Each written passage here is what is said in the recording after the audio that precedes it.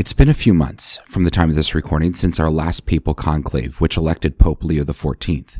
The conclave lasted 2 days and only took 4 votes to garnish the required 2/3 majority.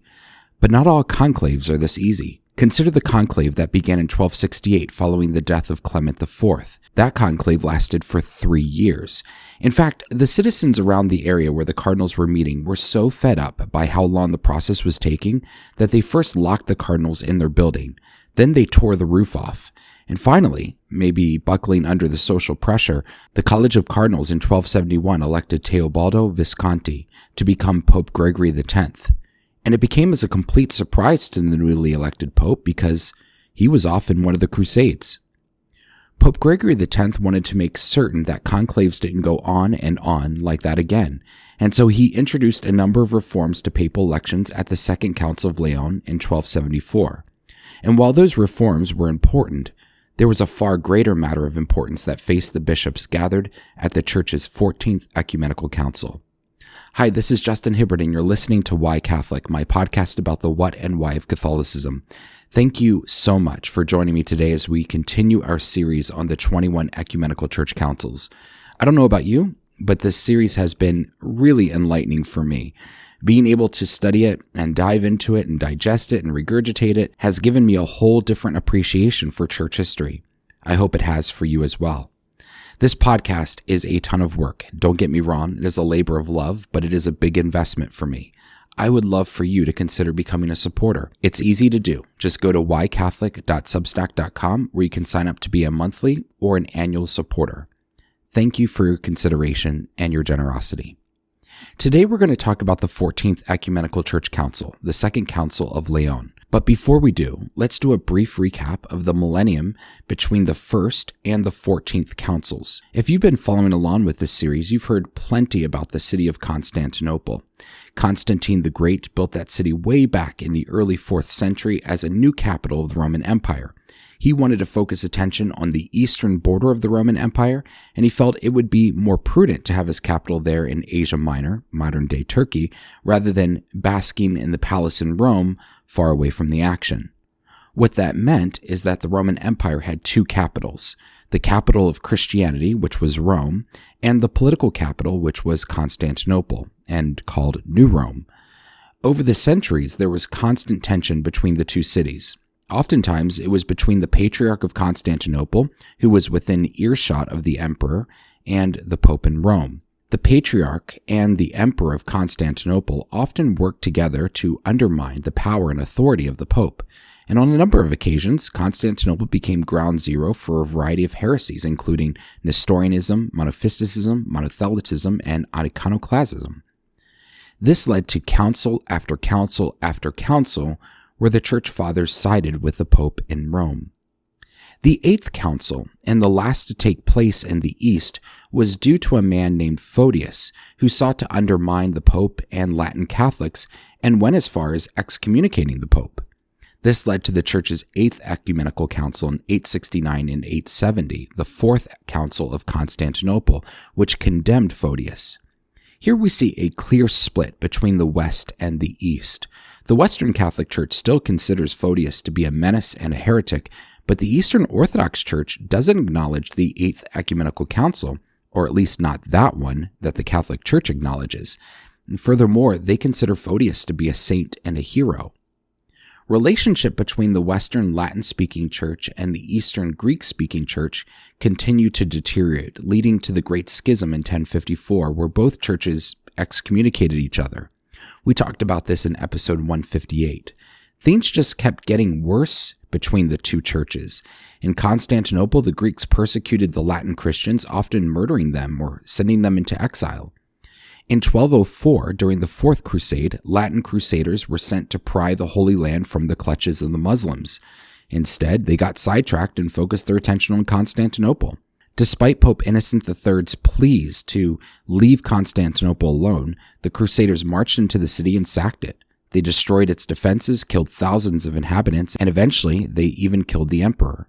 The Latin Christians took control of the city of Constantinople and, by extension, the Eastern Roman Empire, and they would remain in control until 1261, when Michael VIII Palaiologos, a Greek-speaking Christian, recaptured the city through both diplomacy and force. The Latin kingdom was deposed. However, Michael VIII had a major problem. Constantinople was surrounded by a variety of threats, the Turks on one side and the Tatars, who were of Mongol descent, on the other. There was another, much larger threat coming from Italy. King Charles of Anjou, of French descent, had worked with the Pope to take control of southern Italy from the Hohenstaufen family. That was the family which Frederick I and Frederick II belonged. But what King Charles really wanted was Constantinople and to rule the Eastern Roman or the Byzantine Empire. This was Emperor Michael VIII's primary concern. It all seemed to be perfect timing for Pope Gregory X, and so after laying down extensive groundwork, he invited everyone to Lyon, France for a second council. As I mentioned in the last episode, sometimes you'll see Lyon spelled and pronounced Lyons, Lyons, but I'm using the French pronunciation. Well, why hold the council in France instead of Italy?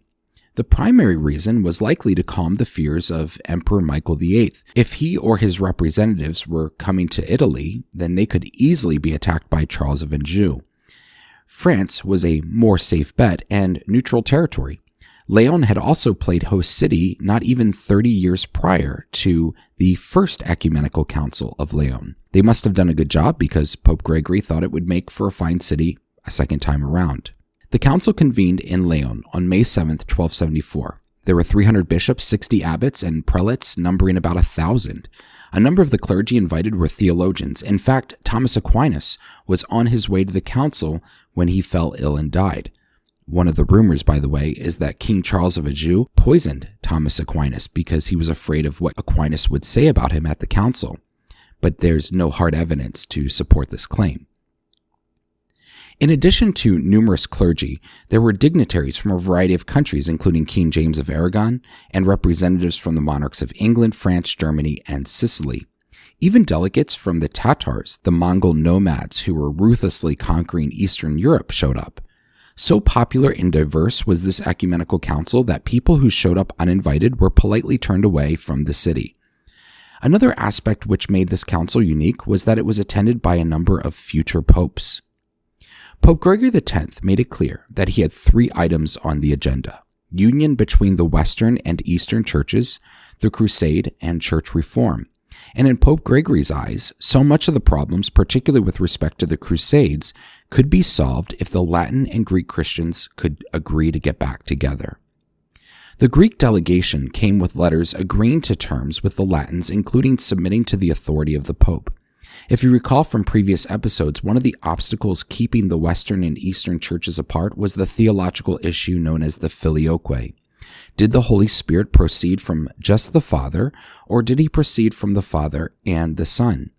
At this council, the Pope and the Greek delegation celebrated Mass together, and when they sang the Creed, they repeated the filioque clause 3 times, affirming that Jesus proceeded from the Father and the Son. In the constitutions or canons produced by the council, this is what they proclaimed, quote, "We profess faithfully and devotedly that the Holy Spirit proceeds eternally from the Father and the Son, not as 2 principles, but as one principle, not by 2 spirations, but by one single spiration. This the Holy Roman Church, mother and mistress of all the faithful, has till now professed, preached, and taught. This she firmly holds, preaches, professes, and teaches. This is the unchangeable and true belief of the Orthodox Fathers and Doctors, Latin and Greek alike." End quote.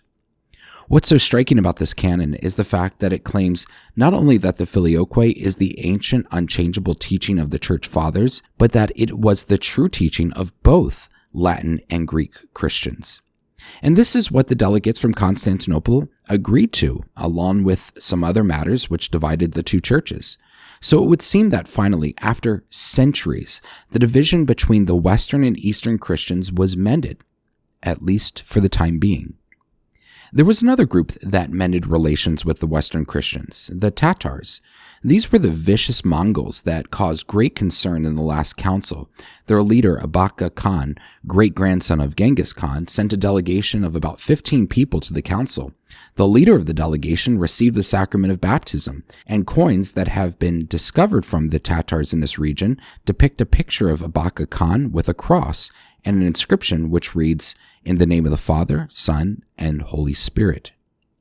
United with both the Greeks and the Tatars, Pope Gregory and the council were ready to tackle agenda item 2, the crusades. They spelled out their lengthy, detailed plan in the first and the longest constitution produced by this council. The canon outlined 4 plans: a new 3-year tax, prohibition of any kind of trade with the Saracens, aka the Muslims, the supply of ships by the Italian maritime republics, and the alliance of the West with Byzantium, or Constantinople, and the Tatars. Remember that prior to being elected Pope, Gregory was fighting in the crusade, so he had first-hand experience of challenges faced by crusaders. This canon or constitution encouraged all the faithful to join together in freeing the Holy Land from the Muslims. It declared that all of the cardinals would be an example, and for 6 consecutive years, they would give a 10th of all their income to the crusades. And it even encouraged priests to use monetary donations for the crusades as a type of penance. The council only met in 5 sessions, and so towards the end, Pope Gregory expressed his lament that there wasn't enough time to tackle all the reforms he wanted to implement. But the council still penned 29 additional constitutions or canons. Like we've done in other episodes, let's briefly go over them. Canons 3 through 15 deal with church elections, particularly papal elections. Remember there was a 3-year papal vacancy known as sede vacante prior to Pope Gregory X's election. He was like, we're not going to do that again. And so these canons outline a number of conclave reforms, including the following. Cardinals have to wait until all of the other cardinals arrive to start the election process, but have to start it within 10 days of the Pope's death. They have to all meet in the palace where the Pope lived. However, if the Pope died while visiting another city, they were to meet in the city where the Pope died. Other than extenuating circumstances, each cardinal could only have one servant. The conclave was to be completely locked. Conclave, by the way, means with key. Cardinals were prohibited from conversing with anyone on the outside or holding secret meetings. One window was allowed to be open to allow for food to be brought in, but that was it. If after 3 days no pope had been elected, food rationing began. It started with only 1 meal a day, and then on day 8, cardinals were only permitted bread and wine. Canon 15 pronounces a 1-year suspension on those who ordain clergy from another diocese without permission from that diocese to which the clergy already belong. Canon 16 deprives clergy engaged in bigamy any clerical privileges. Bigamy is when a person is married and secretly marries another person without the current spouse knowing. Canon 17 and 18 deal with ordinary judges, particularly when they have to make a decision to suspend liturgies at a particular parish or annex a bunch of parishes to make a single parish.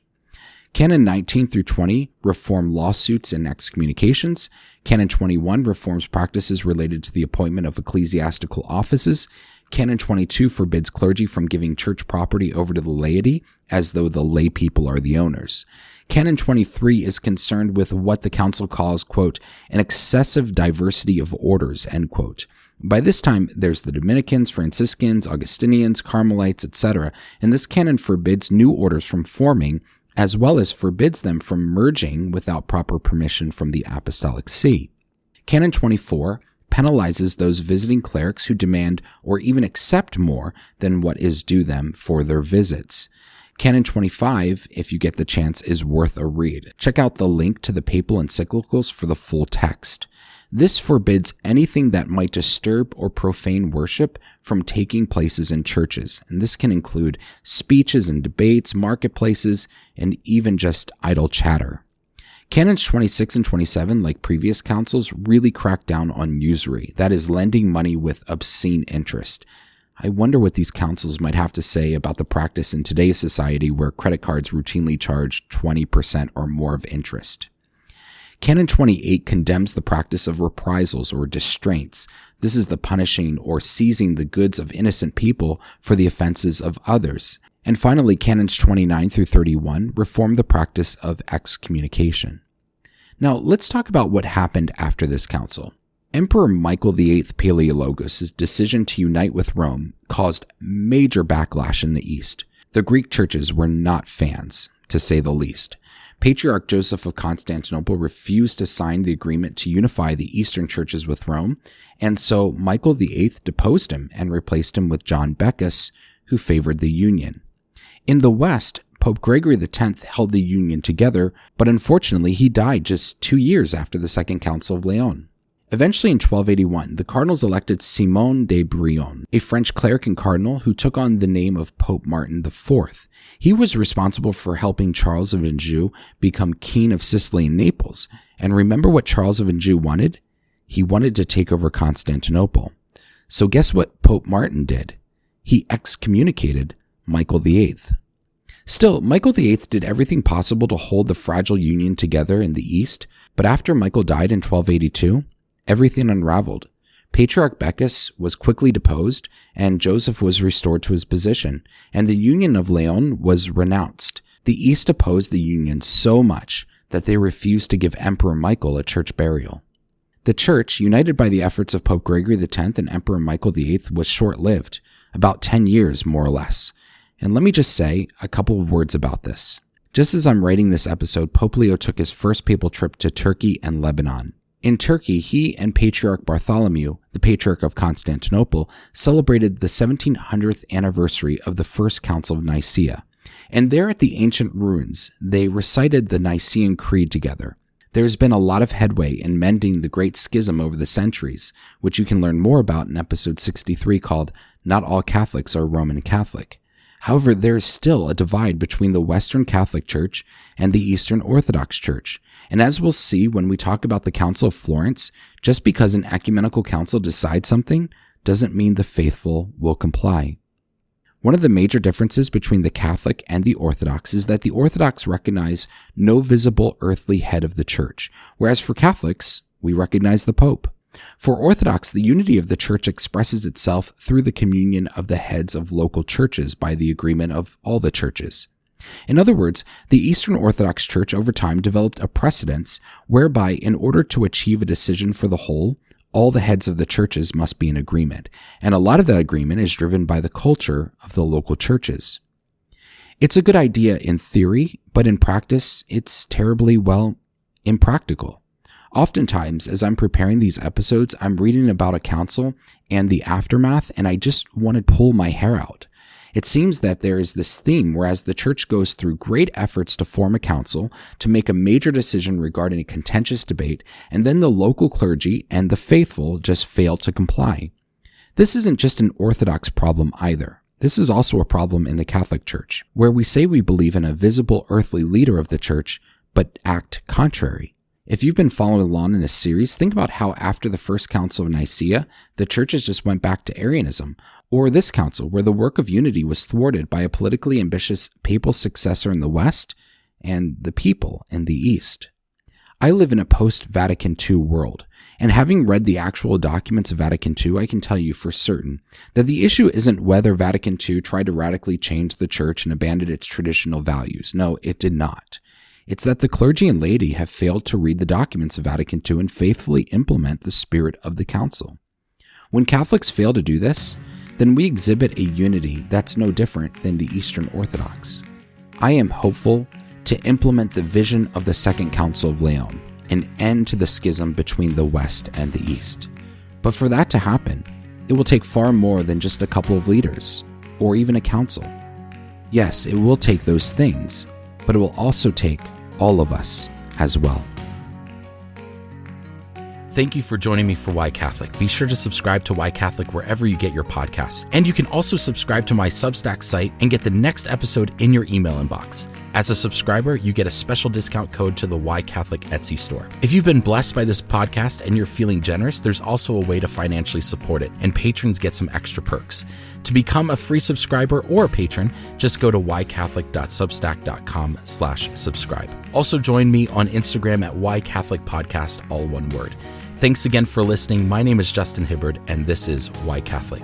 God bless you.